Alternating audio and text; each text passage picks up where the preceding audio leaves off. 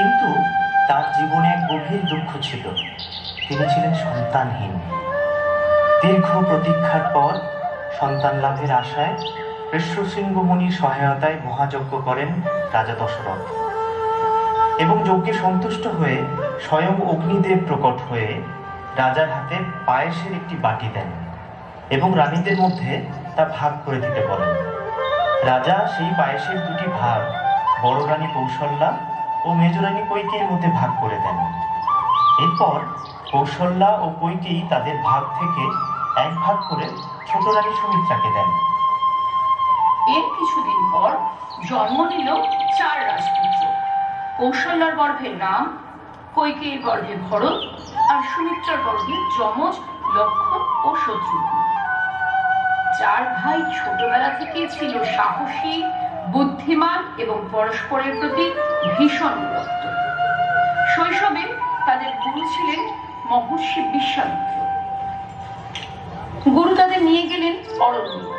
সেখানে অসুররা ঋষিদের যজ্ঞ নষ্ট করত।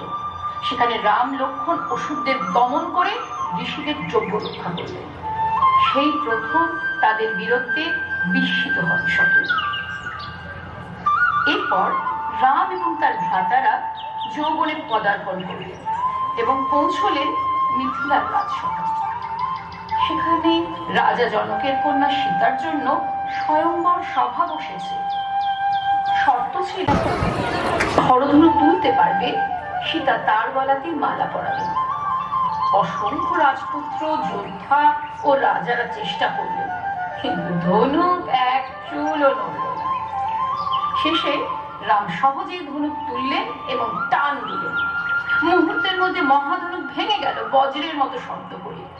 সভায় সবাই স্তব্ধ হয়ে গেল, আর রাজকন্যা সীতা হাতে তুলে নিলেন স্বয়ম্বর মাল্য এবং পরিয়ে দিলেন রামের গলায়। রাম ও সীতার বিবাহের সঙ্গে সঙ্গে বাকি 3 ভাইয়ের সঙ্গে সীতার 3 বোনের বিবাহ সম্পন্ন হলো। লক্ষ্মণের সঙ্গে বিবাহ হলো উর্মিলা, ভরতের সঙ্গে বিবাহ হলো মান্ডবীর ও শত্রুঘ্নের সঙ্গে বিবাহ হলো সুতকীর্তির। অযোধ্যায় আনন্দের জোয়ার বইতে লাগলো।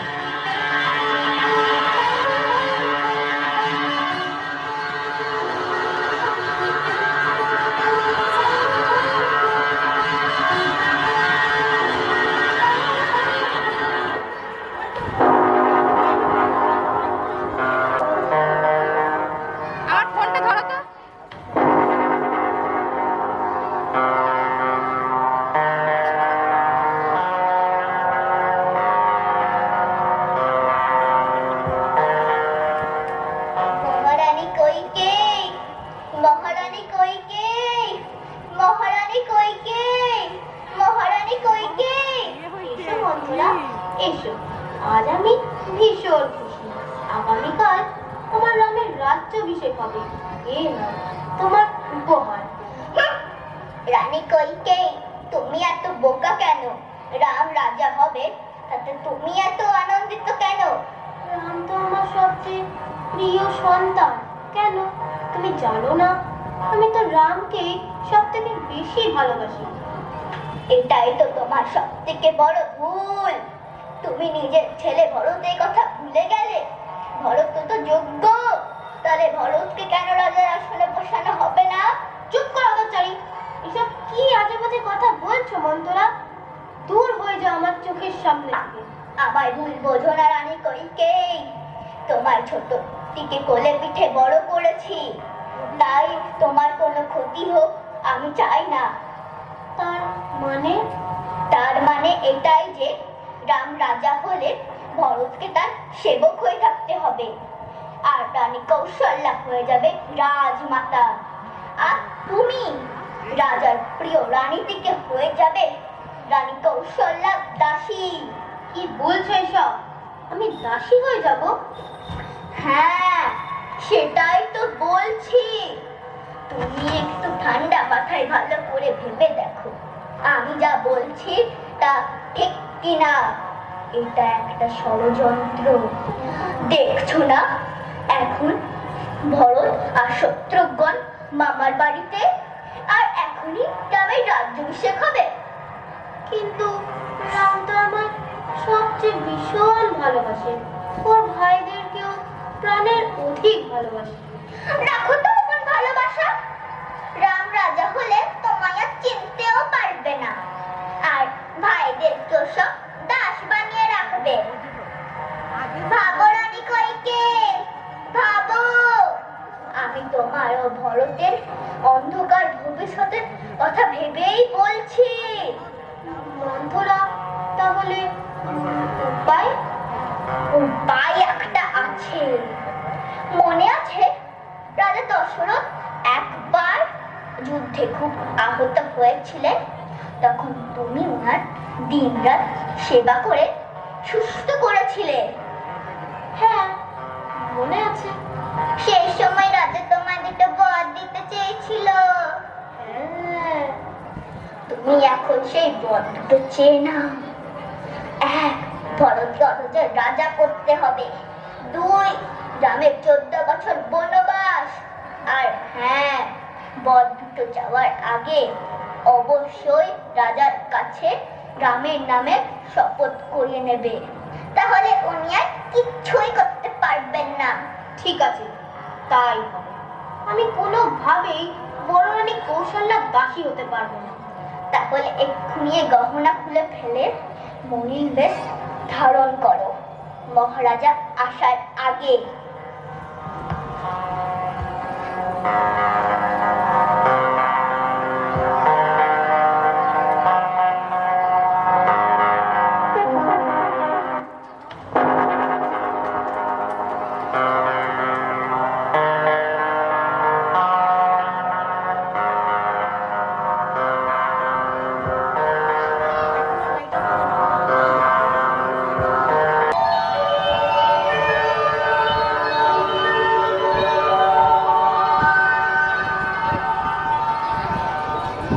আমার প্রিয় রানী কইকি, তোমার এরূপ চেহারা কেন হয়েছে? বলো, কি হয়েছে তোমার? মহারাজ, আপনার মনে আছে একবার দেবতা ও অসুরের যুদ্ধে আপনি দেবতাদের পক্ষ নিয়ে যুদ্ধ করতে গিয়ে ভীষণ ভাবে আহত হয়েছিলেন? অবশ্যই মনে আছে রানী। তারপর তুমি আমার দিনরাত সেবা করে সুস্থ করে তুলেছিলে। তোমার জন্যই আমি আবার আমার এই প্রাণ ফিরে পেয়েছি। তখন আপনি আমার দুটো বর দিতে চেয়েছিলেন। সেই বর দুটো আমি তখন নিইনি, বলেছিলাম পরে চেয়ে নেব।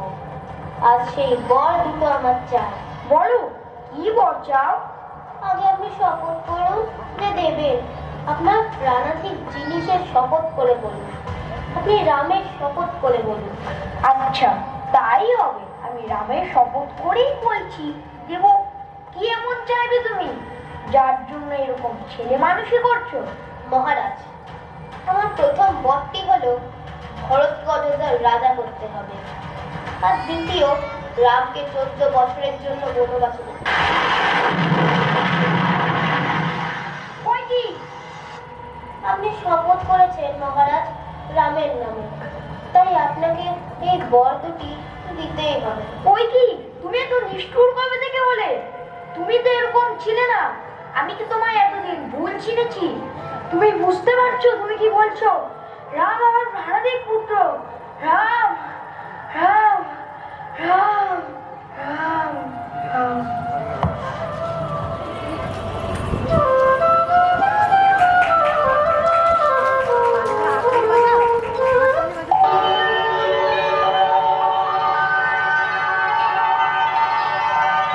রাম, আমার পুত্র, এসো।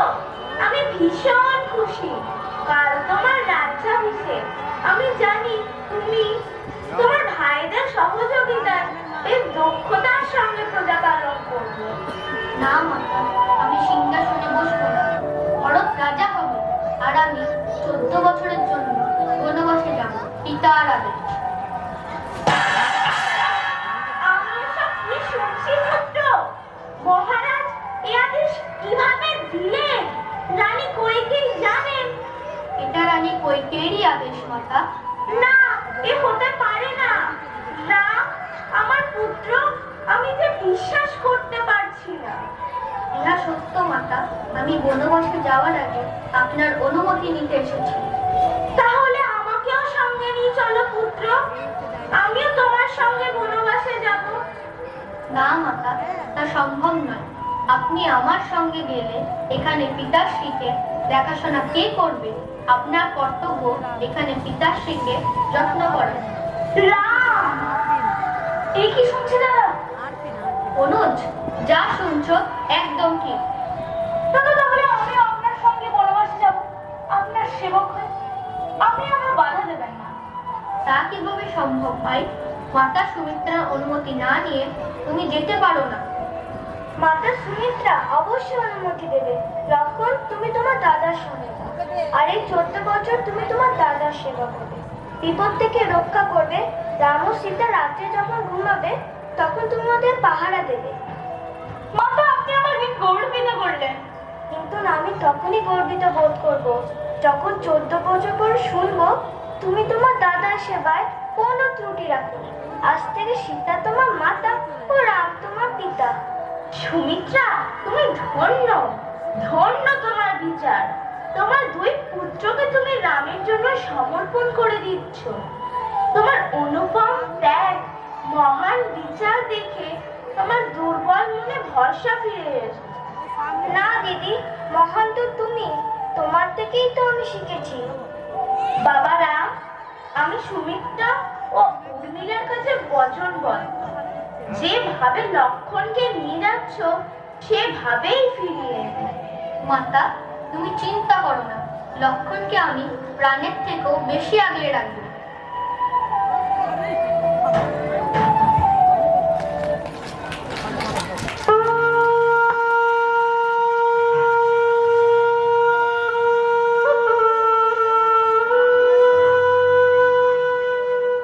স্বামী, আমিও আপনার সঙ্গে। না উর্মিলা, না, দাদা যেন ঘুণাক্ষরেও না জানতে পারে তুমি আমার সঙ্গে যেতে চেয়েছো, তাহলে উনিও আমার সঙ্গে নেবেন না। আমি তো যাচ্ছি দাদার সেবা করতে, সেখানে তোমার দেখাশোনা আমি কিভাবে করব? আমার দেখাশোনা আপনাকে করতে হবে না, আমি তো যেতে চাই আপনার সেবা করতে। আপনি যখন ক্লান্ত হয়ে কুটিরে ফিরবেন তখন আমি আপনার পদসেবা করব। কুটিরে ফিরে এলে তবে তো? শোনোনি মায়ের আদেশ, দিন রাত দাদার সেবা করবে। রাতে দাদা যখন ঘুমিয়ে পড়বে তখন পাহারা দেবে। কুটিরে তো আসার সময়ই পাবো না। এই সময় আমাদের কর্তব্য সব থেকে কঠিন। আমি দাদার সেবা করতে যাব, আর তুমি এখানে থেকে মাতা কৌশল্যার সেবা করবে। 4 পুত্র ও পুত্রবধূ বনবাসে যাচ্ছে, তার মনের অবস্থা কি হতে পারে বলো? এই 14 বছর ওনার সেবা করে ওনাকে জীবিত রাখার দায়িত্ব আমি তোমায় দিয়ে গেলাম। আর হ্যাঁ, আমরা যখন বনে চলে যাব তখন তোমার চোখে যেন জল না আসে। আমি সেই দৃশ্য বুকে গেঁথে নিয়ে যেতে চাই যা আমার 14 বছর বাঁচার অনুপ্রেরণা যোগাবে। এক বীর ও কর্তব্যপরায়ণ উর্মিলার হাসি মুখ। বড় কঠিন কাজ আপনি সঁপলেন আমাকে স্বামী। আমি জানি উর্মিলা কত বড় আত্মত্যাগ করেছে, এ কথা কেউ জানে না, কিন্তু লক্ষণ জানবে। যে চোখের জল পৃথিবীর কেউ দেখতে পাবে না, সেই চোখের জলের কাছে লক্ষণ ঋণী থাকবে।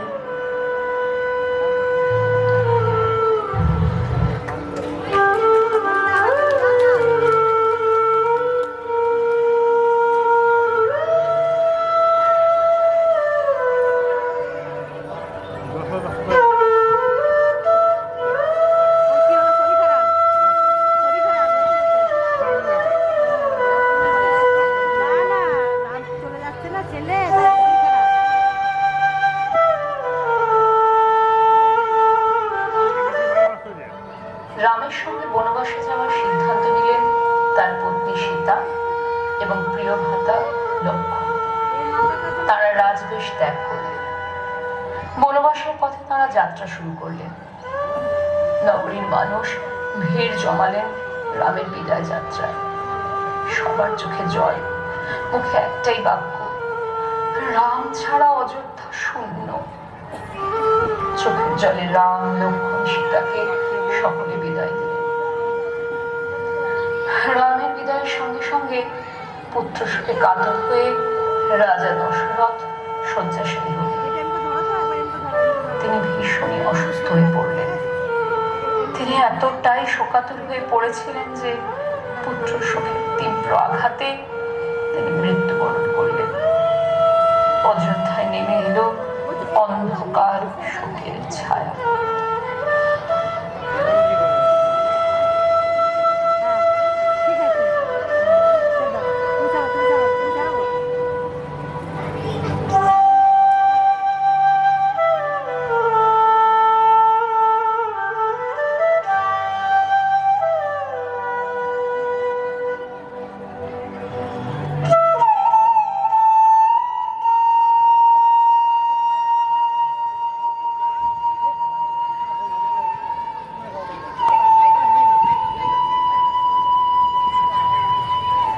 এদিকে ভরত ও শত্রুঘ্নও মামার বাড়ি থেকে ফিরে এলেন। পিতৃশোকে কাতর হয়ে পড়লেন তারা। ভরত মায়ের কুকর্মের কথা শুনে ভীষণই ক্ষুব্ধ হলেন।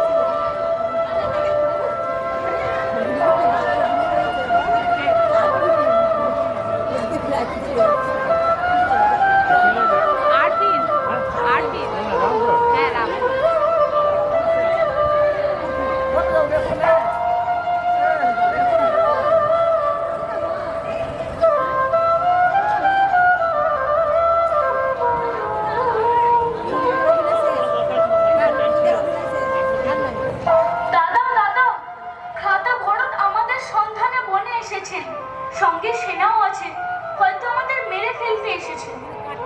কি বললে? ভাতা ভরত এসেছে? হ্যাঁ, আপনি প্রস্তুত থাকুন যুদ্ধের জন্য। এসব কি বললে অনুজ? ভরত কখনোই আমার বিরুদ্ধে অস্ত্র তুলতে পারবে না, আর আমিও কখনোই ওর বিরুদ্ধে অস্ত্র তুলতে পারবো না। দাদা দাদা দাদা ভাই ভরত, এসো। দাদা, আমি ভাই বলার অযোগ্য। আমার কারণেই আপনার আজ এই দুর্দশা হয়েছে। আমি ক্ষমার অযোগ্য। না ভাই, এভাবে বলো না, এটা তো তোমার কোনো দোষ নেই। আমি জানি মাতা কৈকেয়ীর লোভ সব সর্বনাশের কারণ। আমার ওনাকে মাতা বলতেও ঘৃণা হচ্ছে। ভাই ভরত, মাতার সম্পর্কে এরকম কটু কথা বলো না, এটা আমাদের সংস্কৃতির বিরুদ্ধ। ক্ষমা করবেন দাদা, আমি মাতা কৈকেয়ীর আচরণে ভীষণই লজ্জিত। ভ্রাতা ভরত, ভাই লক্ষণ, দাদা এসো ভাই শত্রুঘ্ন। ভাই ভরত, অযোধ্যার সকলে কেমন আছেন? পিতাশ্রী ও মাতারা সকলে কেমন আছেন? দাদা বলো ভরত, তুমি চুপ করে আছো কেন? আমার দুশ্চিন্তা হচ্ছে। দাদা, পিতাশ্রী পরলোক ভ্রমণ করেছে। আপনার চলে আসার শোক তিনি কাটিয়ে উঠতে পারেননি।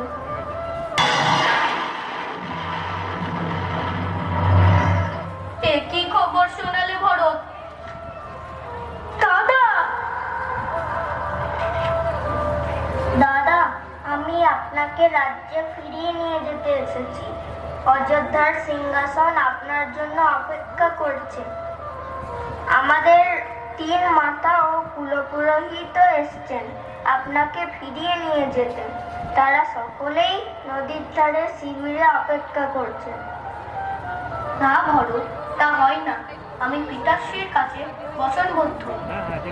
আপনি ফিরে না গেলে আমিও রাজ্যে ফিরব না। আমিও আপনার সঙ্গে এখানেই থেকে যাব। অবুঝ হল না আমার ভাই। অযোধ্যাবাসীর তোমাকে প্রয়োজন। পিতাশ্রীর আবর্তমানে প্রজা পালনের দায়িত্ব তোমাকেই নিতে হবে। এটা তোমার কর্তব্য। দাদা, হ্যাঁ ভরত, তাই তুমি ফিরে যাও, গিয়ে রাজসভা সামলানোর দায়িত্ব নাও। মাতাদের নিয়ে ফিরে যাও। এটাই যদি আপনার ইচ্ছা হয় তাহলে তাই হবে দাদা। কিন্তু দয়া করে অযোধ্যার সিংহাসনে আমায় বসতে বলবেন না। ওই সিংহাসনের অধিকার শুধু আপনার। ভরত, হ্যাঁ দাদা, আপনার পাদুকা দুটো দিন আমায়। আমি এই পাদুকা দুটো ওই সিংহাসনে রেখেই রাজ্যভার সামলাবো এই 14 বছর। আপনার আদেশ আমি অমান্য করব না, কিন্তু আমাকে ওই সিংহাসনে বসার জন্য বলবেন না। আমি তা পারবো না দাদা। ভরত,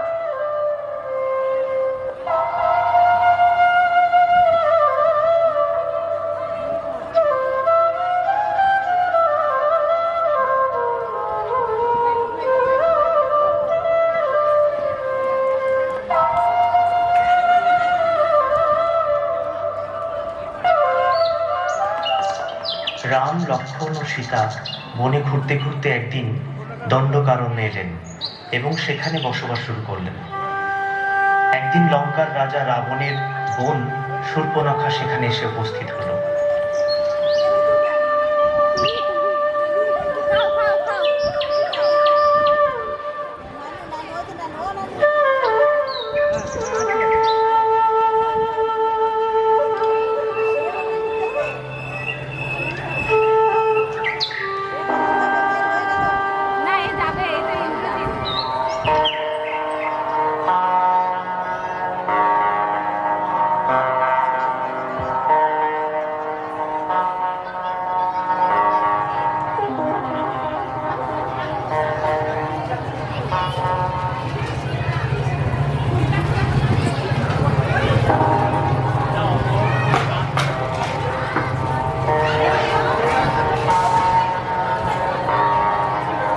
বলুন দেবী, আপনার পরিচয়? আমি শূর্পণখা, লঙ্কেশ্বর রাবণের ছোট বোন এবং ভরদূষণ আমার ভাই হয়। বলুন দেবী, আমি আপনার কি সেবা করতে পারি? হে সুন্দর দিব্য পুরুষ, আপনি কে? আমি রাম, অযোধ্যার পরাক্রমী ও ধর্মবীর রাজা দশরথের জ্যেষ্ঠ পুত্র। বাহ, তোমার মতো সুন্দর তোমার নাম। রাম, আমি তোমাকে বিবাহ করতে চাই। তা কিভাবে সম্ভব দেবী? আমি তো বিবাহিত, আর এই হলো আমার ধর্মপত্নী সীতা। কি আছে এই ক্ষুদ্র মানবের মধ্যে? আমি এক্ষুনি খেয়ে ফেলবো। তারপর আমরা বিবাহ করে তুমি হবে দণ্ডক বনের রাজা আর আমি তোমার রানী। মাতা, আমি আপনার রান্নার জন্য জঙ্গল থেকে শুকনো কাঠ নিয়ে এসেছি। এই কে তোমার মতো সুন্দর? ও লক্ষণ, আমার ভাই। তুমি ওকেই না হয় বিবাহের প্রস্তাব দিতে পারো। বেশ, তাহলে ওকেই আমি বিবাহের প্রস্তাব দিই। তুমি তাহলে আমায় বিবাহ করো। তা কিভাবে সম্ভব দেবী? কারণ রাজকুমার তো রাম, আমি তো ওনার সেবা করতে। তোমরা দুই ভাই আমার বিবাহের প্রস্তাব প্রত্যাখ্যান করেছ এই ক্ষুদ্র মানবের জন্য। আমি একে এক্ষুনি খেয়ে ফেলবো। অনুজ,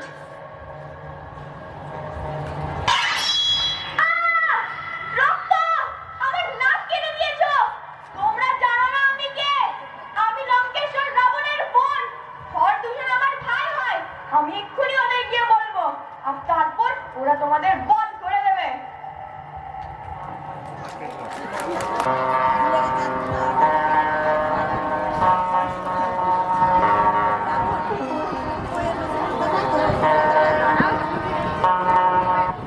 जटाटवीकलज्ज्वलप्रवाहपावितस्तले कलेवलम्ब्यलम्बितां भुजङ्गतुङ्गमालिकां डमड्डमड्डमड्डमन्निनादमट्टपर्वयं चकार चण्डताण्डवं करोतु नः शिवः शिवम्।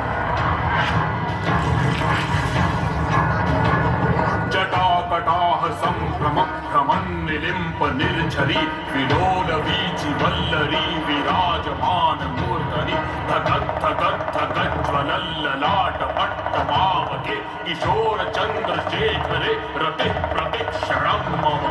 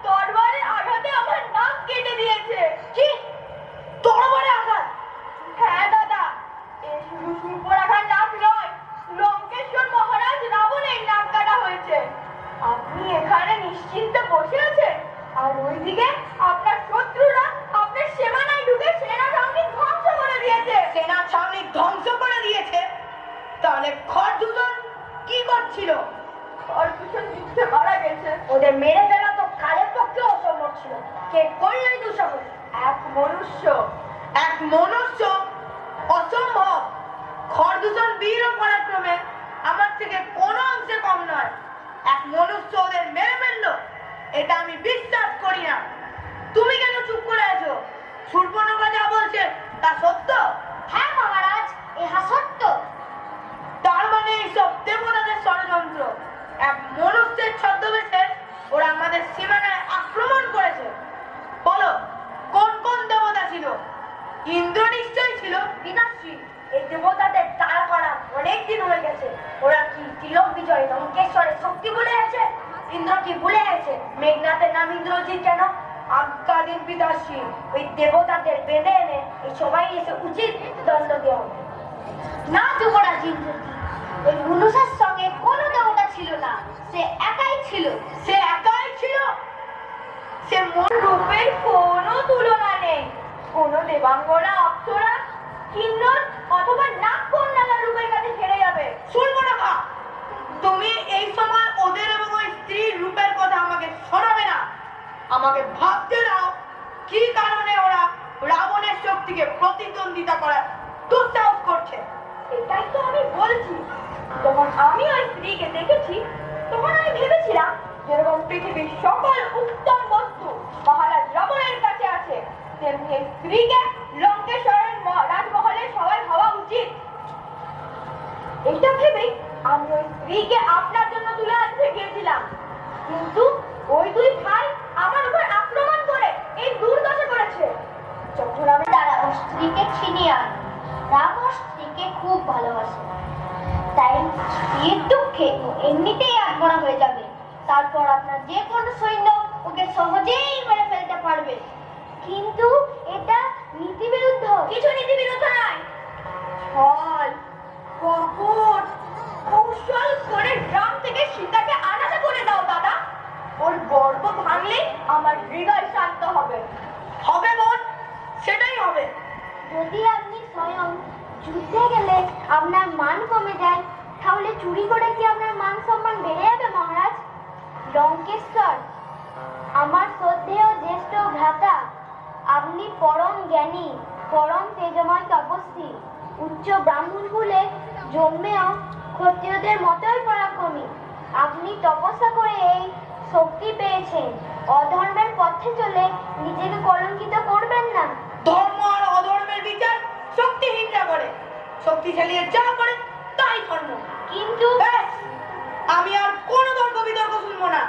আপনারা যা যা বললেন তার উপর বিচার করে আমি স্বয়ং সিদ্ধান্ত নেব।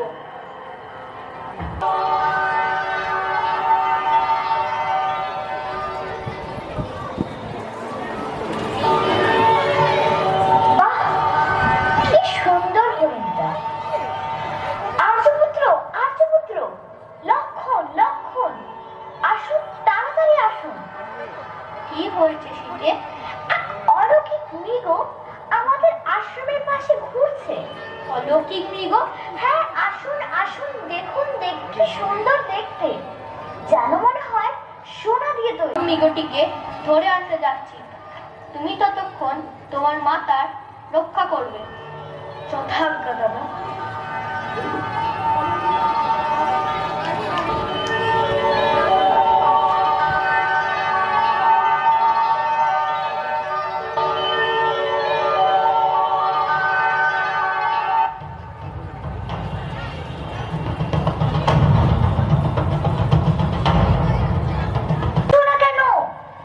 কারণ আমি জানি দাদা কোনো বিপদে পড়তেই পারে না।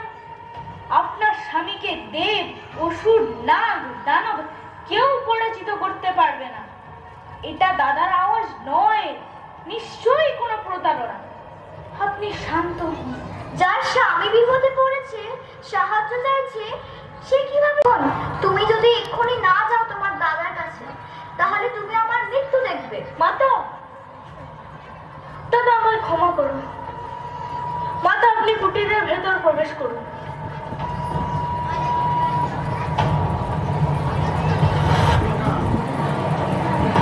মাতা, গুরুদেব মন্ত্র শক্তি দিয়ে আমি একটি রেখা টেনে দিলাম। কেউ যদি এই লক্ষণ রেখা পেরোনোর দুঃসাহস করেছে, তাহলে আগুনে জ্বলে পুড়ে ভস্ম হয়ে যাবে।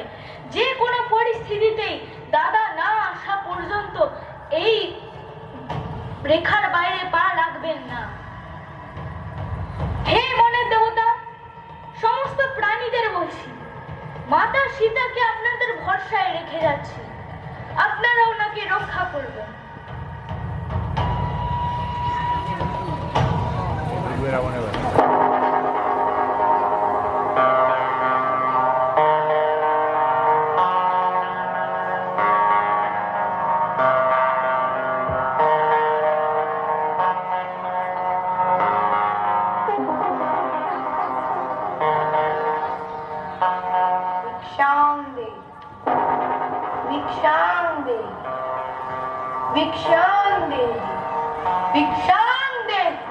প্রণাম মাতা। কল্যাণ ভব দেবী, আমি অনেক দূর থেকে এসেছি এবং খুব ক্ষুধার্ত। তোমার এই কুটির দেখে এই আশা নিয়ে এলাম যে কিছু খাবার মিলবে। অবশ্য মহাত্মা, আপনি এখানেই থাকুন, আমি আপনার জন্য যথাসম্ভব ভোজন নিয়ে আসছি।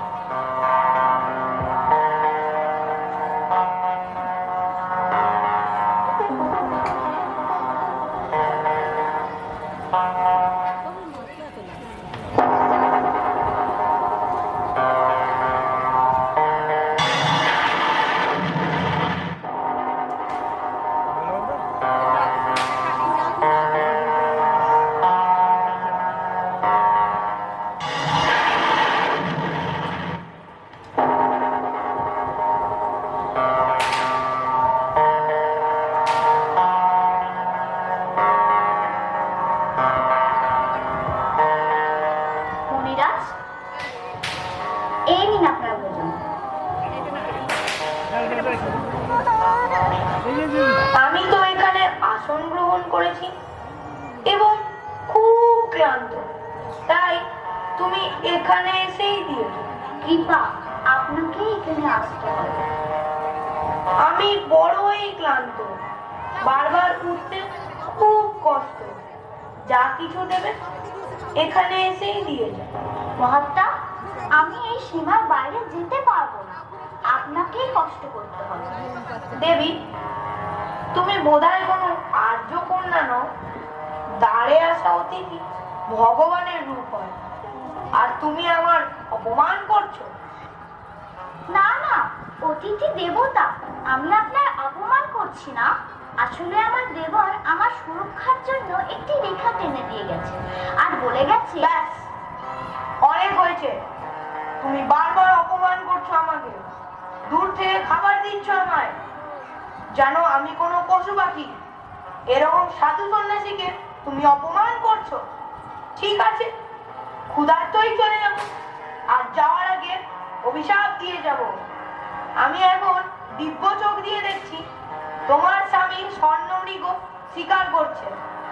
আমি অভিশাপ দিচ্ছি, তোমার স্বামীর এখনই মৃত্যু হবে। না না মনিরাজ, আপনি ওনাকে অভিশাপ দেবেন না।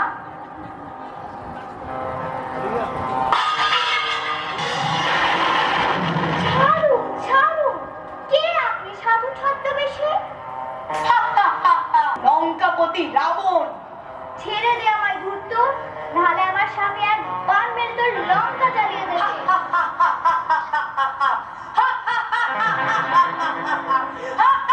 তোমার স্বামী এক ক্ষুদ্র মানব, আমার কিছুই করতে পারবে না।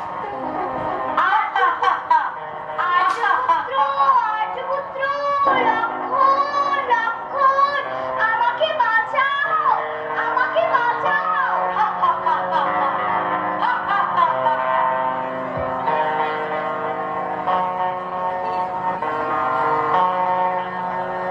আর্যপুত্র, ভাই লক্ষণ।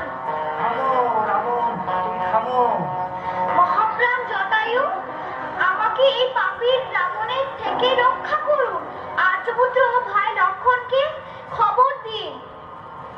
তুমি চিন্তা করো না সীতা, আমি বেঁচে থাকতে তোমার কিচ্ছু হবে না। রাবণ, তুমি তো বিরাট বীর ও পরাক্রমী জানতাম। তোমার একজন অসহায় নারীকে এরকম চোরের মতো নিয়ে যাওয়া শোভা দেয় না। তুমি সীতাকে ছেড়ে দাও। বৃদ্ধ জটায়ু, রাবণকে শিক্ষা দিতে এসেছো? যাও, গাছের ডালে গিয়ে বসে থাকো। আমি বুড়ো অবশ্যই, কিন্তু আমার প্রাণ থাকতে তুমি সীতাকে নিয়ে যেতে পারবে না। আজ তোমার মৃত্যু আমার হাতে।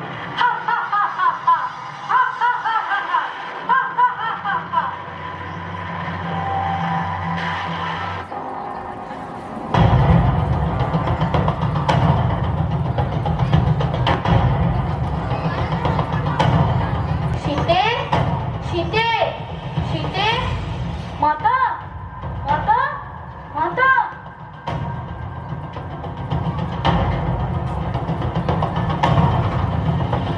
সীতা কুটিরে নেই? তাহলে নিশ্চয়ই কোনো বিপদ হয়েছে। চলো এক্ষুনি খুঁজতে বেরোতে হবে।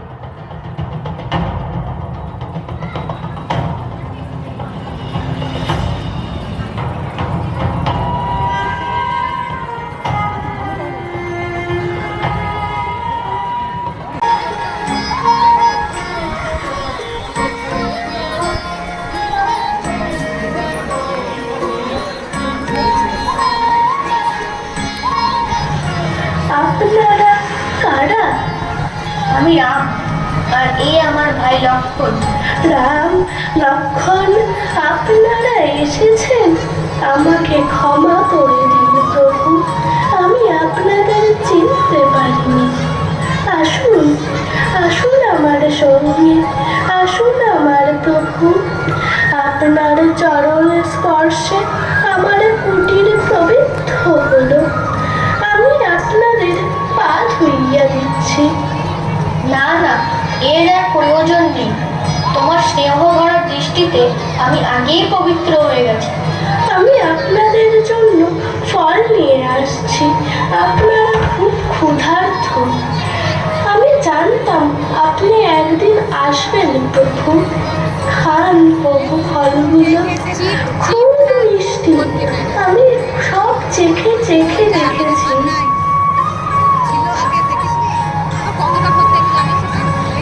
আমি মহাবলী সুগ্রীবের সন্ধানে এসেছি আপনার কাছে।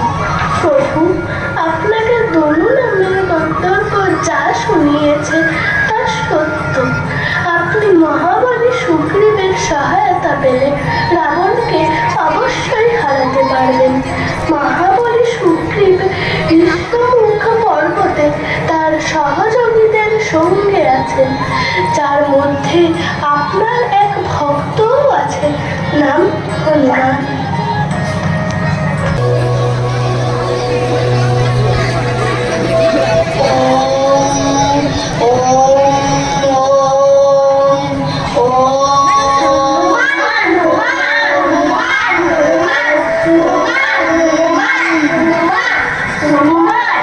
কি হয়েছে? আপনার সাধনা বর্গ হলো, আমায় ক্ষমা করবেন। মহারাজ সুগ্রীব আপনাকে একটা জরুরি কাজে ডেকেছে। মহারাজ সুগ্রীব ডেকেছেন? আমি নিজেই এসে গেছি। না মহারাজ, সুখী হোক, আপনার জন্য একটা জরুরি কাজ ঠিক করা হয়েছে। কি কাজ? হনুমান বিশ্বমুখ পর্বতের নিচে দুজন মানুষকে রেখেছে। হতে পারে বালি ওদের পাঠিয়েছে আমাদের পাঁচজনকে মেরে ফেলার জন্য। আপনি ওদের ধরে আনুন, কারণ আমার মধ্যে আপনি সবথেকে শক্তিশালী। শুধু সন্দেহ করে ধরে আনবো না, আগে যাচাই করা উচিত তারা শত্রু না মিত্র। এটা যাচাই সব তুমিই করতে পারবে। জাম্ববান ঠিক বলেছে, আমাদের মধ্যে বড় বুদ্ধিতে তুমিই শ্রেষ্ঠ। আচ্ছা, তাই হবে।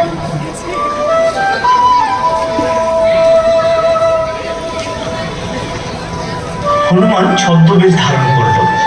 সে এক ব্রাহ্মণের ছদ্মবেশ নিয়ে প্রভু রামের সামনে হাজির হয়, কিন্তু প্রভু রাম তাকে দেখেই চিনতে পেরে যায়। প্রভু, আমার প্রভু, আমার প্রণাম গ্রহণ করুন। ওকে হনুমান। প্রভু, আপনার সাক্ষাতে আমার জীবন ধন্য হয়ে গেল। হনুমান ছিল অঞ্জনীর পুত্র এবং পবনদেবের শক্তি থেকে জন্ম নেওয়া। তার বুদ্ধি, শক্তি আর ভক্তি অসীম। রামের পায়ে ধুলো নিয়ে তিনি মাথা নত করলেন। সেই মুহূর্তেই শুরু হলো এক চিরন্তন সম্পর্ক, ভক্ত আর ঈশ্বরের, সেবক আর প্রভুর।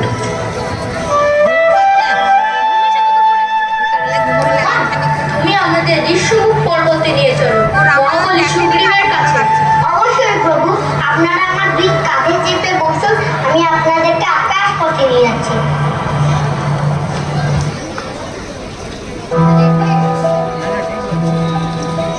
হনুমান রাম ও লক্ষ্মণকে তার কাঁধে চাপিয়ে আকাশ পথে নিয়ে চলল বিশ্ব।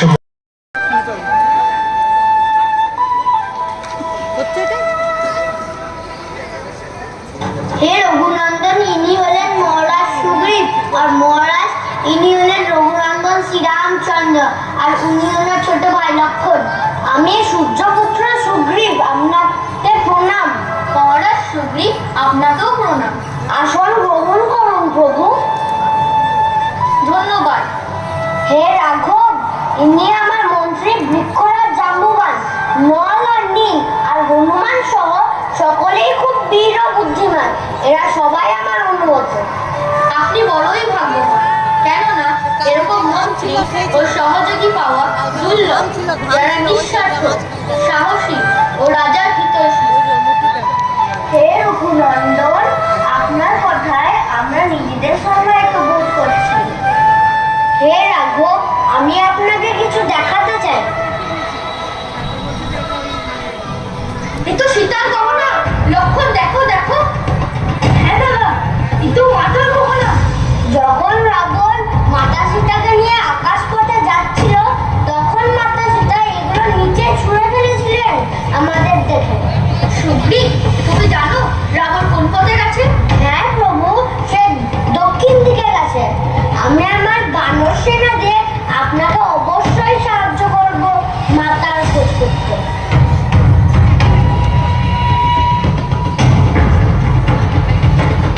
ঋষ্যমুখ পর্বতে এসে রাম ও সুগ্রীবের মধ্যে মিত্রতা স্থাপন হয়। রামের সাথে এই সমুদ্র আমরা কি করে বেরোবো? এত বড় সমুদ্র আমরা কি করে বেরোবো? এত বড় সমুদ্র আমরা কি করে বেরোবো? এত বড় সমুদ্র আমরা কি করে বেরোবো? এত বড় সমুদ্র আমরা কি? মান, একমাত্র তুমি পারবে সমুদ্র পেরোতে। হে বজরংবলী, তুমি পারবে। তোমার শক্তিকে জাগিয়ে তোলো। জাগো বজরংবলী, জাগো বজরংবলী, জাগো। জাগো বজরংবলী, জাগো। জাগো বজরংবলী, জাগো। জাগো বজরংবলী, জাগো। জয় শ্রীরাম, জয় শ্রীরাম। পবন পুত্র হনুমানের, পবন পুত্র হনুমানের, পবন পুত্র হনুমানের, পবন পুত্র হনুমানের, পবন পুত্র হনুমানের।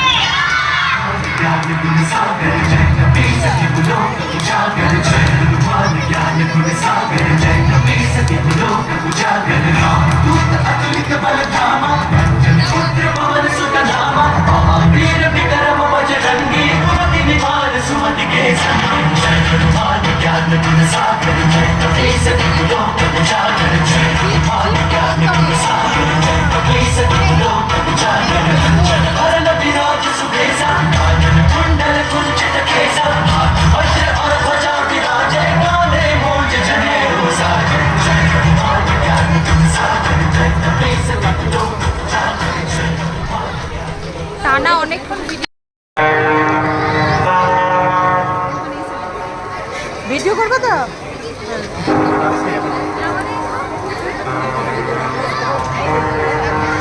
সীতা, এখনো সময় আছে। তুমি স্বেচ্ছায় আমার রাজমহল এসে রানী হও। চুপ করো পাপী। তুমি জানতে যে শ্রীরাম এবং লক্ষ্মণের সঙ্গে তুমি যুদ্ধে হেরে যাবে, তাই যেমন এক কুকুর সিংহের সামনে আসতে ভয় পায়, ঠিক তেমনই তুমি ওদের উপস্থিতিতে আমাদের কুটিরে পা রাখতে না। সীতা, তুমি আমাকে যে অপমানজনক কথা বললে তার একটাই শাস্তি। আমার এই চন্দ্ররাজ খড়গ দিয়ে তোমার মাথা কেটে নেব। মৃত্যুর হাত থেকে তোমাকে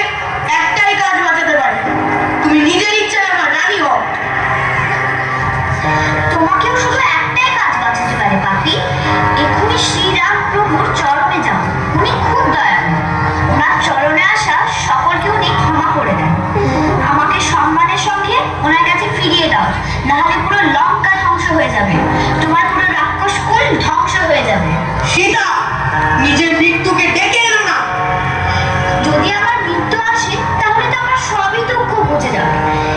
হে চন্দ্রহাস খর্গ, যদি তুমি শিবের বরদান হও তাহলে আমার মাথা কেটে এই পাপীর কাছ থেকে রক্ষা করো। তাহলে মরো। না মহারাজ না, এই ভুল করবেন না। আপনি ত্রিলোক বিজয়ী, শক্তিশালী, পরম জ্ঞানী এক রাজা। এক অসহায় এক নারীর প্রতি অস্ত্র তোলার শোভা পায় না। আপনি তো সমস্ত বেদের পণ্ডিত আর পরম জ্ঞানী। আপনি তো জানেন নীতিতেও ত্রিলোকের হত্যা পরম অধর্ম। ঠিক কথা বলেছো রানী মন্দোদরী। আমি তোমাকে 2 মাস সময় দিচ্ছি। তুমি আমাকে স্বামী বলে স্বীকার না করলে আমার রাক্ষসরা তোমার শরীর টুকরো টুকরো করে দেবে।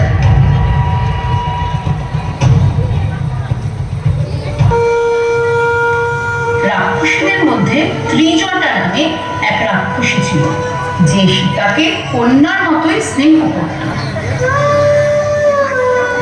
পুত্রী, এই নাও ভোজন গ্রহণ করো। এই অবস্থায়ও আমার প্রাণ কেন যাচ্ছে না? হে মৃত্যু দেবতা, আমি এই দুঃখ সহ্য করতে পারছি না। আমায় তোমার কোলে স্থান দাও। এই বিপদের সময় মৃত্যু কামনা করো না, তাকে জীবনটা প্রকাশ পায়। তার চেয়ে ভগবান শঙ্করের স্মরণ হয়, তিনি তোমার দুঃখের সাথে সাথে দুঃখের কারণও মিটিয়ে দেবেন। ভোলানাথের আরাধনা করো, দেখবে স্বয়ং নাম এখানে এসে যাবে। কি করে আসবেন তিনি মা? কে তাকে বলবে আমি এখানে আছি? বিপদের সময় ভগবানের কাছে বিশ্বাসের পরীক্ষা দিতে হয়। ভোলানাথের উপর ভরসা রাখো। কে জানে, শ্রীরাম হয়তো তোমার খবর জেনেও গেছে, আর কেউ হয়তো আসছে তোমার কাছে ওনার খবর নিয়ে। মা, এই সুখ স্বপ্ন দেখলেও তো চোখের জল থামে না। চোখের জল ঝরতে দাও, তবে এটা বিশ্বাস করো, স্বপ্ন সত্যি হতে বেশি দেরি হয় না। এখন বিশ্রাম করো, আর রাক্ষসীরা একটু দূরে দূরে আছে, একটু আরাম করে শয়ন করো। আমি কাল সকালে অবশ্যই আসবো।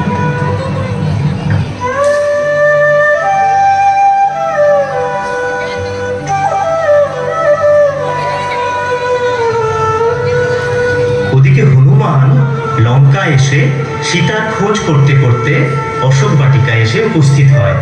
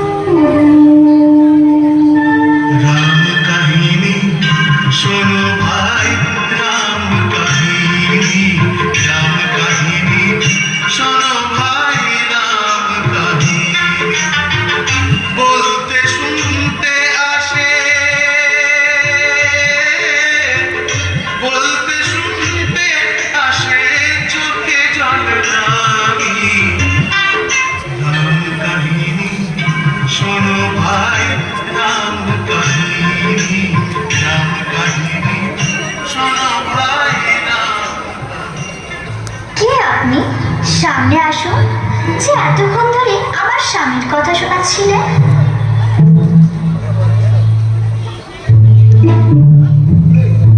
মাতা, আমার প্রণাম গ্রহণ করুন। আমি পবন পুত্র হনুমান, শ্রীরামের এক সেবক। আমি ভেবেছিলাম আমার স্বামীর কোনো দূত এসেছে, কিন্তু তোমরা মায়াবী লোক নানা রকম রূপ ধরে আমাকে বোলাতে এসেছো। যাও এখান থেকে, আমাকে জ্বালিও না, আমাকে একা থাকতে দাও, যাও। মাতা, আপনি ভয় পাবেন না, আমি সত্যি শ্রীরামের ভক্ত। আমি বানর, এটা আমার সত্যিকারের রূপ। নিজের সন্তান ভেবে আমাকে বিশ্বাস করুন। আমি কিভাবে তোমার বিশ্বাস করব? মাতা, এই দেখুন শ্রীরাম এটা আপনাকে দেখানোর জন্য পাঠিয়েছে। এই তো আমার স্বামীর চিহ্ন, এই তো আমার স্বামী রামজি। এটা তুমি কোথায় পেলে? মাতা, রাবণ যখন আপনাকে আকাশ পথে নিয়ে যাচ্ছিল তখন আপনি আপনার গহনা এগুলো নিচে ছুঁড়ে ফেলেছিলেন। বানররাজ সুগ্রীব তা কুড়িয়ে পান এবং প্রভু শ্রীরামকে দেখান। আর তারপরে আমি এই সমুদ্র পেরে এই লঙ্কায়। উনি কেমন আছেন? মাতা, প্রভু শ্রীরাম উনি খুব কষ্টে আছেন, আপনাকে হারিয়ে উনি খুব কষ্টে আছেন।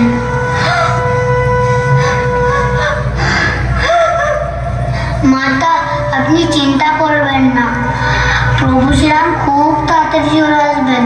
সুগ্রীবের বানর সেনা দিয়ে এই লঙ্কায় চলে আসবে আপনাকে উদ্ধার করার জন্য। তুমি আমাকে ভরসা জোতালে বৎস। মাতা, এবার তাহলে আমার বিদায় দিন। এসো পুত্র।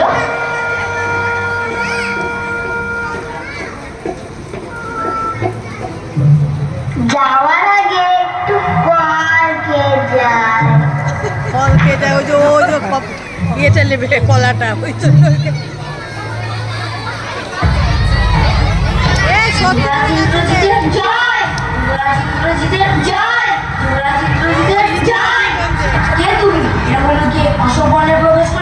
আমি পবনপুত্র হনুমান, শ্রীরামের এক সেবক। লঙ্কায়ুকে প্রবেশ করার দুঃসাহস করেছ, এর শাস্তি তোমায় পেতেই হবে। তোমাকে এক্ষুনি বেঁধে নিয়ে যাবো লঙ্কেশ্বরের রাজসভায়, তারপরে উনি তোমাকে উচিত দণ্ড দেবেন। তোমরা বেঁধে নিয়ে যেতে পারবে না।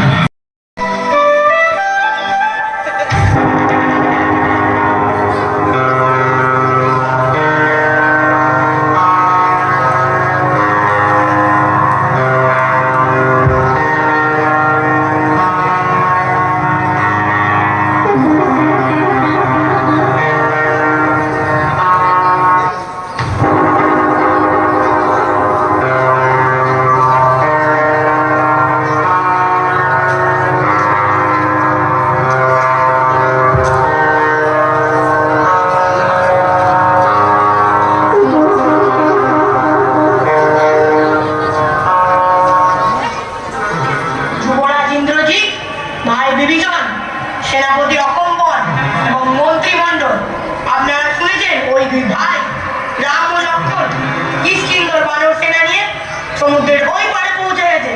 ওরা লঙ্কা আক্রমণ করার পরিকল্পনা করছে। মহারাজ, কোনো চিন্তা করবেন না, ওরা বিশাল সমুদ্র পার করা তাদের পক্ষে অসম্ভব। মহারাজ, শ্রীরাম একজন পরাক্রমী বীর, সেটা তো আমরা জেনেই গেছি। ওনার একজন দূত এক লাফে সমুদ্র পেরিয়ে এসে লঙ্কা জ্বালিয়ে দিল। তাই ওদের শক্তিকে দুর্বল ভাবলে ভুল হবে। তাহলে তুমি বলো বিভীষণ, আমাদের কি করা উচিত? লঙ্কেশ্বর, আমার মত এই যে রামের সঙ্গে শত্রুতা আমরা নিজেরাই করেছি। বোন সুর্পনখা প্রথমে ওদের জ্বালাতন করেছে, তারপর খরদূষণ বিনা বিচারে ওদের ওপর আক্রমণ করেছে। আর সব থেকে বড় অন্যায় আপনি করেছেন, ওনার স্ত্রীকে হরণ করে। বিভীষণ! পিতাশ্রী, আমাদের এই সর্বশ্রেষ্ঠ রাক্ষসকুলে এই ছোট কাকার সবসময় আলাদা কথা বলে।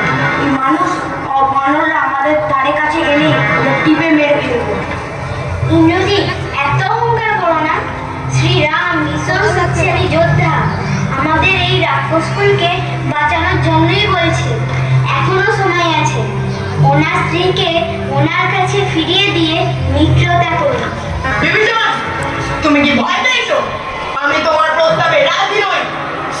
কিন্তু মহারাজ, আপনি অধর্মের পথে হাঁটছেন, আপনি নীতিবিরুদ্ধ কাজ করছেন। আপনার কাছে প্রার্থনা করছি, আপনি এই রাক্ষসকুলে বিনাশ হতে দেবেন না। বিভীষণ, তুমি শত্রুর পক্ষে কথা বলছো। আমি জানতে পেরেছি ওই হনুমানকে তুমি সীতার সন্ধান দিয়েছো, তাই ও সব কিছু জানালো, তোমার ঘর জানাইনি। তুমি ছোটবেলা থেকেই আমার বিরুদ্ধে কথা বলছো। তুমি আমাকে ধর্ম ও নীতি শেখাতে এসেছো। যাও, তুমি ওই রাম ও লক্ষ্মণের কাছেই চলে যাও। দাদা, আমাকে ভুল বুঝবেন না, আমি আবার আপনার কাছে প্রার্থনা করছি। শ্রীরাম ত্রিলোকের ওনার সাথে শত্রুতা করবেন না। যা ফুলের কলঙ্ক, আমার চোখের সামনে থেকে দূর হয়ে যা। যা ফুলাঙ্গার, লঙ্কায় তোর কোনো স্থান নেই।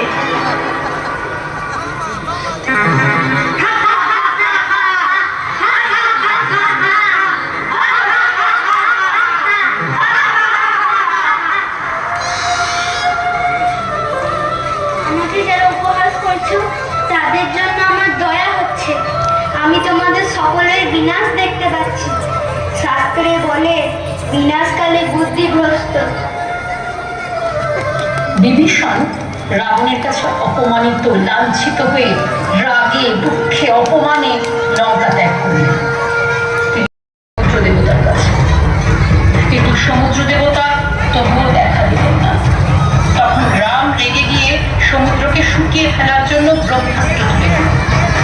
এই দেখে সমুদ্রের দেবতা ভয় পেয়ে উঠে এলেন এবং রামকে পরামর্শ দিলেন এক সেতু বন্ধনের জন্য। তিনি জানালেন যে নল ও নীলই এই কাজ করতে পারে, কারণ ছোটবেলায় নল ও নীল দুষ্টুমি করে মুনি ঋষিদের পুজোর সামগ্রী সব জলে দিত। তখন এক ঋষি তাদের অভিশাপ দেন যে তারা যা কিছুই জলে ফেলবে তা কোনোদিন ডুববে না, জলে ভেসে থাকবে। তাই সেতু তৈরিতে তাদের সহযোগিতা অপরিহার্য।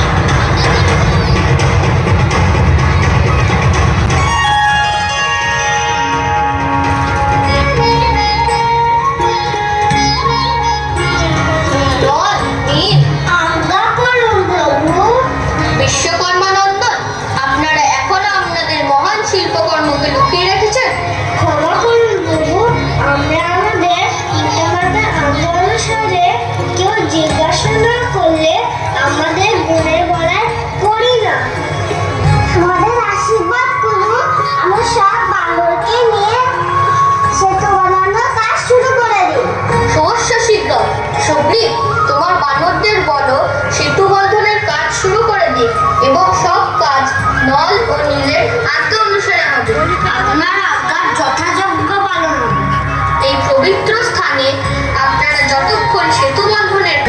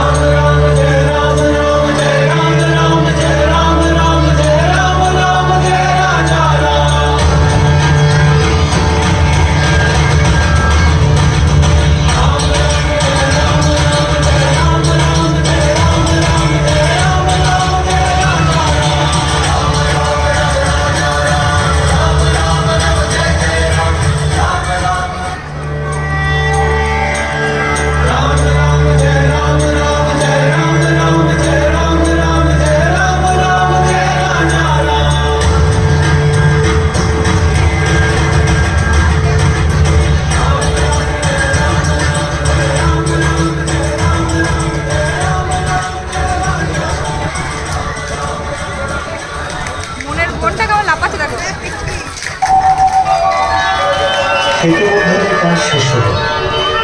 রাম বানর সেনা নিয়ে সমুদ্র পার করলেন।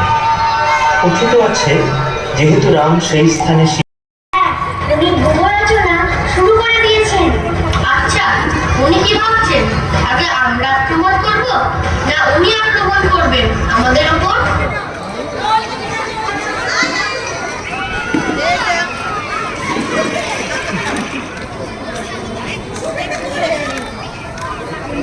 কি হয়ে গেল? তাতে মনে হয় উনি এটাই ভাবছেন আগে আমি আক্রমণ করব, যাতে আপনার শক্তির সম্পর্কে ধারণা করা যায়। ওদের মূল রচনা কেমন? লঙ্কার পূর্বদ্বারে উনি আপন পুত্র প্রহস্তকে নিয়োগ করেছেন। দক্ষিণ দ্বারে মহাবলী মহাকাশ ও সেনাপতি মহোদয় আছেন। আর বিশেষ খবর এই যে উনি আপন পুত্র মহাবলী ইন্দ্রজিৎকে পশ্চিম দ্বারে ভার অর্পণ করেছেন। আর স্বয়ং রাবণ উত্তর দ্বারে দায়িত্বে আছে। এই বহু রচনা সম্পর্কে আপনার কি মত? আমার মনে হয় রাবণ এটাই ভাবছে আমাদের গুপ্তচর যখন খবর দেবে যে দক্ষিণ দ্বারে সেনা দুর্বল আছে, তখন আপনি দক্ষিণ দ্বারে আক্রমণ করবেন। আর ওই আক্রমণ থেকে আপনার শক্তির আভাস পাওয়া যাবে এবং আপনার সব শক্তি ক্ষয় করবেন। তার ফলে আপনাকে পেছন থেকে আক্রমণ করে সহজেই পরাজিত করে দেবে। মহারাজ বিভীষণ, এই সংবাদের জন্য আপনার ও আপনার গুপ্তচরের প্রতি কৃতজ্ঞ। আমার আজ্ঞা, সূর্যোদয়ের সঙ্গে সঙ্গে বালিপুত্র অঙ্গদ বানর সেনা নিয়ে দক্ষিণ দ্বারে মহাকাশ ও মহোদয়কে দমন করুন। পবনপুত্র হনুমান পশ্চিম দ্বারে ইন্দ্রজিতের মোকাবিলা করবে। নীল পূর্ব দ্বারে রাবণ পুত্র প্রহস্তের মোকাবিলা করবে। আর উত্তর দ্বারে স্বয়ং আমি থাকবো লক্ষ্মণের সঙ্গে রাবণের মোকাবিলা করার জন্য। আর মহারাজ সুগ্রীব, জাম্ববান ও বিভীষণ আপনারা মাঝে থাকবেন, যেখান থেকে সব নিরীক্ষণ করা যাবে। যুদ্ধ শুরু হলো। সমুদ্র কাঁপলো, আকাশ অন্ধকার হলো, রক্তে রাঙা হলো। বানর সেনা ও রাক্ষস সেনার সংঘর্ষে লঙ্কা হয়ে উঠল মহাযুদ্ধক্ষেত্র। প্রথমে নিহত হলো রাবণের পুত্র প্রহস্ত। জাগানো হলো কুম্ভকর্ণকে, যে কিনা 6 মাস ঘুমাতো ও 6 মাস জেগে থাকতো। কুম্ভকর্ণ ঘুম থেকে উঠেই বানরদের টপাটপ মুখে পড়তে শুরু করল। কিন্তু রামের বাণী কুম্ভকর্ণ নিহত।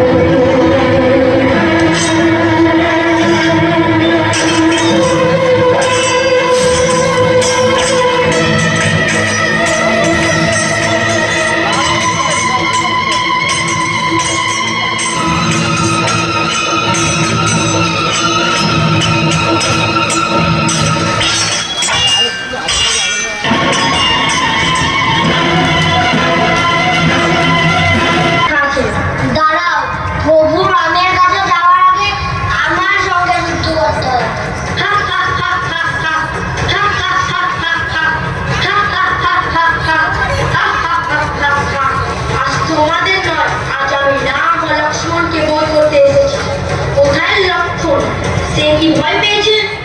ইন্দ্রজিৎ, লক্ষ্মণ এসে গেছে। লক্ষ্মণ বীর নয়, তোমায় যুদ্ধে আহ্বান করছে।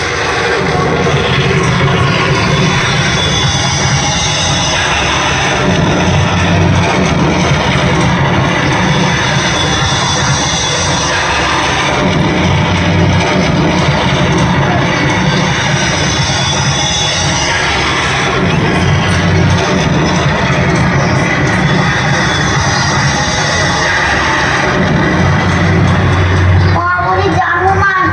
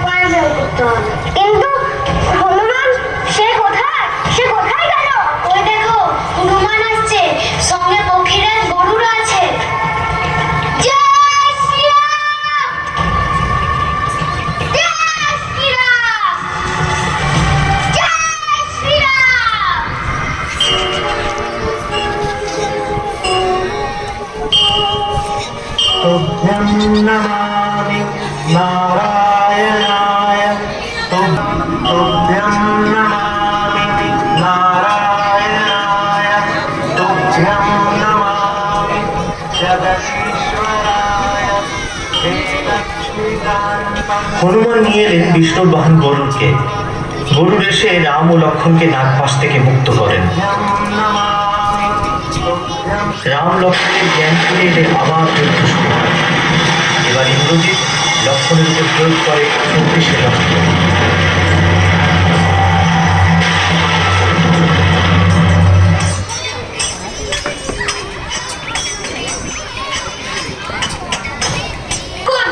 লক্ষণ বেঁচে না থাকলে আমি বেঁচে থাকবো কিভাবে? প্রভু, আপনি শোকাতুর হবেন না। এই সময় মন শক্ত রাখুন। আমি কি করব তাহলে বিভীষণ? লক্ষণকে সুস্থ জীবিত করার কোনো উপায়? উপায় থাকলে তা অসম্ভব। হনুমান থাকতে সব সম্ভব। আপনি বলুন কি উপায়?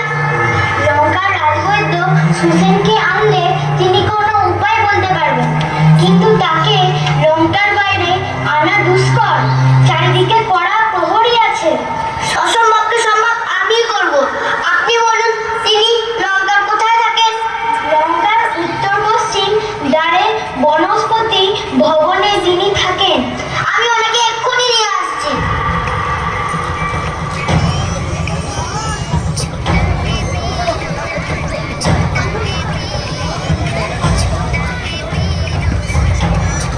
কোথায় নিয়ে যাচ্ছে আমাকে? কে তুমি? কোথায় নিয়ে যাচ্ছ? রাজবৈদ্য সুসেন, আপনি লক্ষণকে সুস্থ করে তুলুন। না না বিভীষণ, এটা কখনই উচিত না। শত্রু পক্ষের জন্য আমি কিছুই করতে পারবো না। কিন্তু আপনি বৈদ্য, আপনার ধর্ম রোগীর সেবা করা। কিন্তু রাজভক্তি আমার ধর্ম। আমি নিজের দেশের শত্রুকে বাঁচাতে পারবো না। প্রত্যেক পরিস্থিতি অনুযায়ী ব্যাখ্যা বদলে যায়। বৈদ্যের প্রধান ধর্ম রোগীকে সুস্থ করা, তার প্রাণ রক্ষা করা। আপনি আপনার বিবেক দিয়ে বিচার করুন। বৈদ্য কোনো বিশেষ জাতির হতে পারে না, সে তো সমস্ত জাতির জন্য। বৈদ্যের কোনো শত্রু ও মিত্র থাকে না। শুধু রোগী ও বৈদ্যের মধ্যে একটাই সম্পর্ক, সেটা হলো বিশ্বাসের। তোমরা আমার অন্তরাত্মাকে জাগিয়ে তুললে।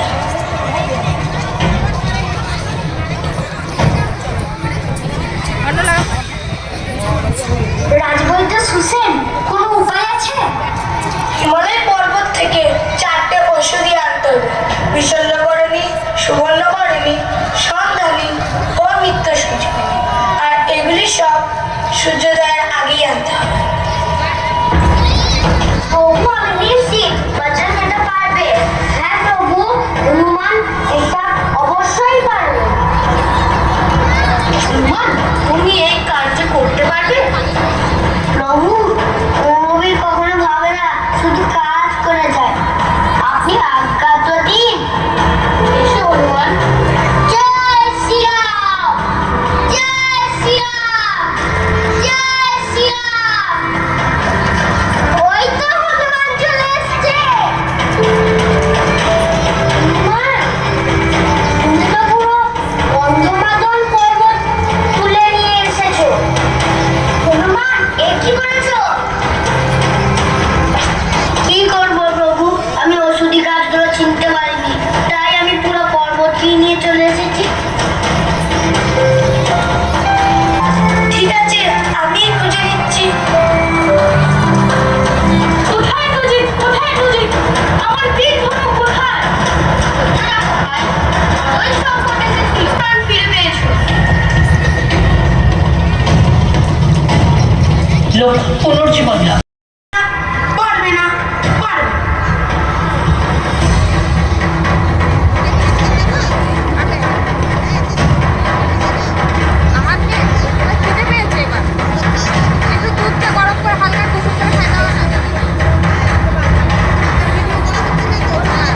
হে মহাকাল, তুমি আমার অশুভ লক্ষণ দেখিয়ে নত হব না।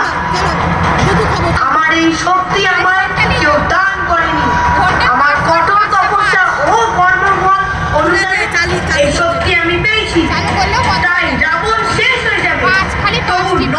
আশীর্বাদ দিলেন। রাঘব, তোমার ভক্তি আমাকে তাকে দমন করাই হবে ধর্ম রক্ষা। অকাল সময় আমার পূজা করেছো তুমি, এই অকাল বোধনেই আমি তোমাকে আশীর্বাদ দিচ্ছি। যাও রাম, সৎ পথে এগিয়ে চলো। জয় অবধারিত। সেই থেকে প্রচলিত হলো শরৎকালে দেবীর আরাধনা। বিভীষণ জানালেন রাবণের নাভিতে লুকানো আছে অমৃত কলস, তাই রাবণ তার ভক্তির শক্তি ও পরাক্রমকে তারা ভয় পেয়েছে। তাই এই রামের সাথে সাথে সব দেবতাদেরও সংহার করবো আমি।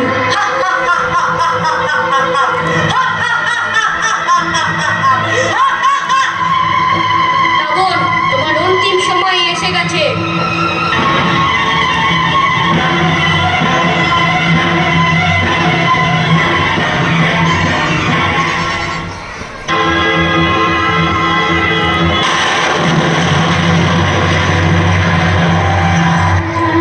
দাদা,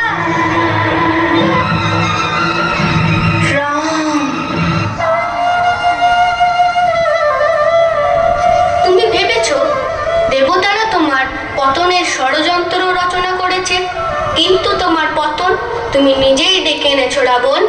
তোমার ভক্তির জোরে তুমি যে শক্তি পেয়েছিলে, সেই শক্তিকে তুমি জনকল্যাণের কাজে লাগাতে পারতে, কিন্তু তুমি তা না করে সমগ্র বিশ্বকে নিজের মুঠোয় আনতে চেয়েছিলে। যদি ধর্ম আর নীতির পথে চলতে, তাহলে নিজের কর্মের জন্য অমর হয়ে থাকতে, কিন্তু ধর্মের পথকে রাখা অমৃত কলসও তোমার কর্মফল থেকে তোমায় বাঁচাতে পারল না।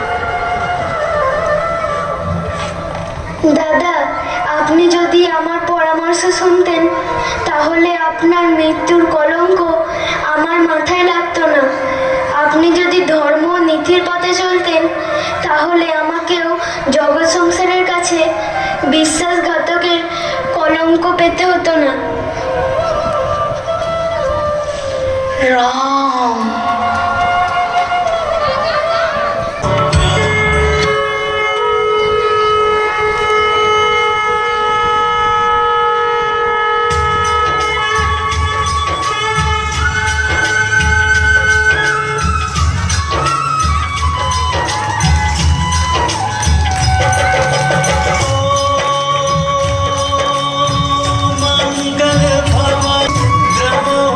दशरथ अजर बिहार